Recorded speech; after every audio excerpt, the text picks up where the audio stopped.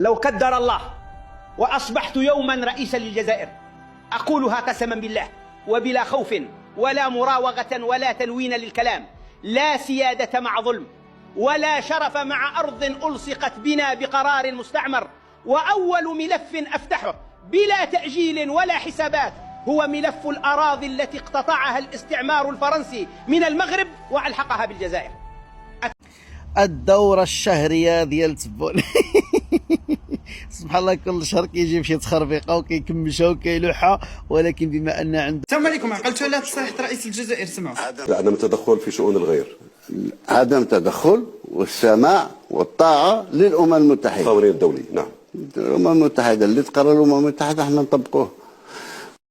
ما بقيناش كنسمعوا ديك الأغنية احنا مع القضية الصحراوية. القضية الصحراوية ما تخلاوش عليها.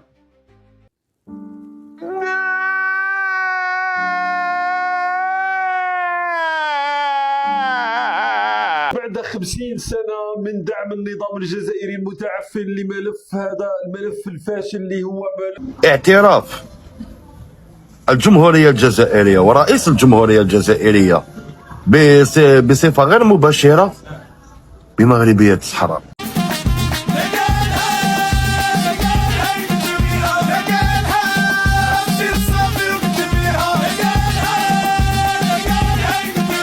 الصحراء مغربية رغم عن أنوف الكارهين، عقبال الصحراء الشرقية انتهى الخطاب. قال لك بخصوص الصحراء الغربية المغربية، قال لك راه كاين قرار حل للأمم المتحدة واللي غادي بسلاسة. قال لك غادي بشوية وبلا مشاكل.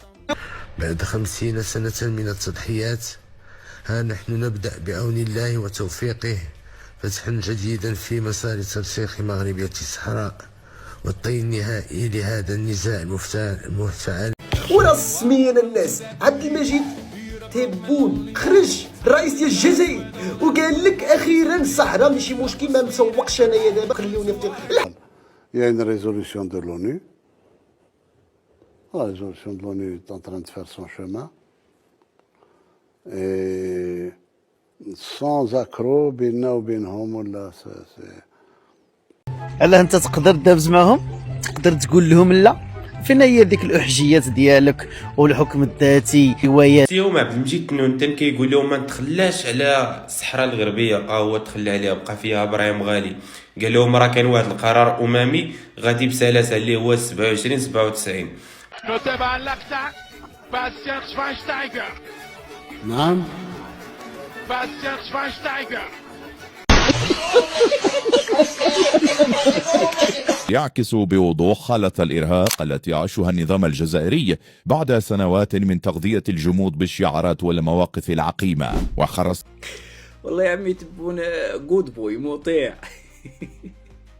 هذوك العنطاريات والنيف السماء ما يطيعش الارض، وتا واحد ما يسلينا وتا واحد ما يهددنا. مبدا ما